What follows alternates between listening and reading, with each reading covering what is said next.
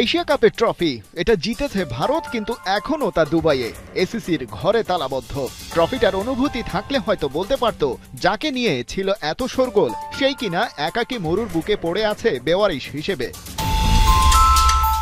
টাকার জোর কিংবা রাজনৈতিক ক্ষমতা যেখানেই ভারত এগিয়ে থাকুক, এশিয়া কাপ চলাকালে যে গোয়ার্তুমি তারা করেছে তার ফল ভোগ করতে হবে।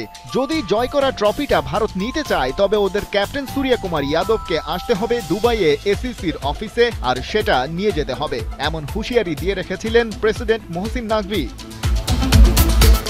মিস্টার নাকভি এত ক্ষেপে যাওয়ার কারণ তো পরিষ্কার। তিনি পাকিস্তানের মন্ত্রী, আর তার কাছ থেকে এশিয়া কাপ ফাইনালের দিন ভারতীয় ক্রিকেটাররা ট্রফি নিতে রাজি হয়নি। এ নিয়ে জলঘোলা এমনভাবে হয়েছে যে পরিস্থিতির কোনো সমাধান কখনো হতে পারে সেটাই ভাবতে পারছিল না কেউ।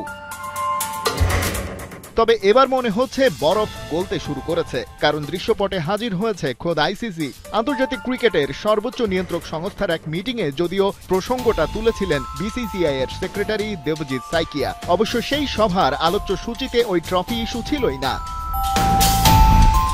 সাইকিয়া আন্তর্জাতিক গণমাধ্যমের কাছে বিষয়টি স্বীকার করেছেন। বলছিলেন তিনি এমন একটা বৈঠকে বসেছিলেন যেটার অংশ ছিলেন পিসিবির চেয়ারপারসন মোহসিন নাকভিও।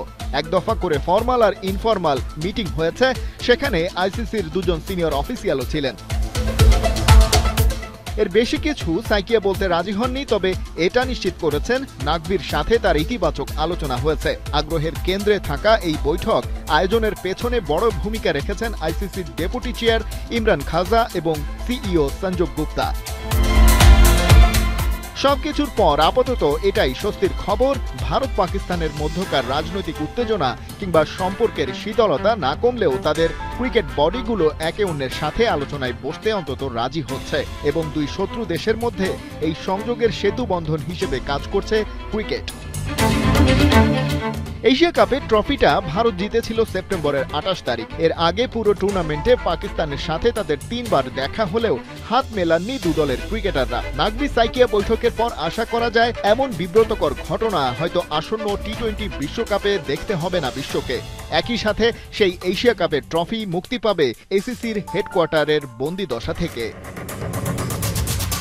খালিদ জামিল, 71।